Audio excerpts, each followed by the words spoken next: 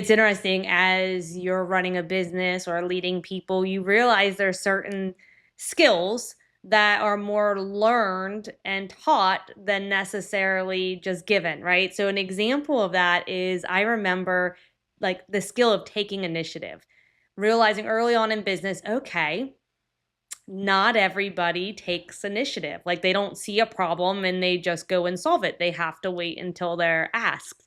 And so some of that then rolls over into your parenting, right? Because you're like, all right, I want to raise kids who are good at taking initiative and solving problems. And so, in particular, with our son, one of his chores was taking out the trash. And this was, I mean, he was like 5, 6, 7, pretty young. And we had a rule that if I asked him to take out the trash, he would get 50 cents as part of his allowance. But if he saw the trash was full and he took it out on his own, he could get $1 for the same job. And so just trying to teach him to look for a need and to address it before even being asked.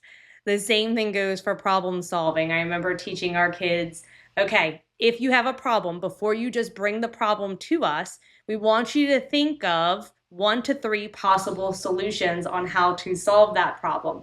So be thinking through, well, I think I could do this, or we could do that, or I've tried X, Y, and Z and it didn't work. It was important for us to train our children to think through, okay, if you see a problem, before you just hand off that problem, or we say drop off your monkeys and leave them for us to take care of, think through what are some potential solutions or what do we need to solve that issue. And so those are just some things that as we've experienced them in our business, we've been intentional with incorporating it into our parenting to help them build that muscle and skill set as they go out into the real world and start careers and jobs and businesses themselves.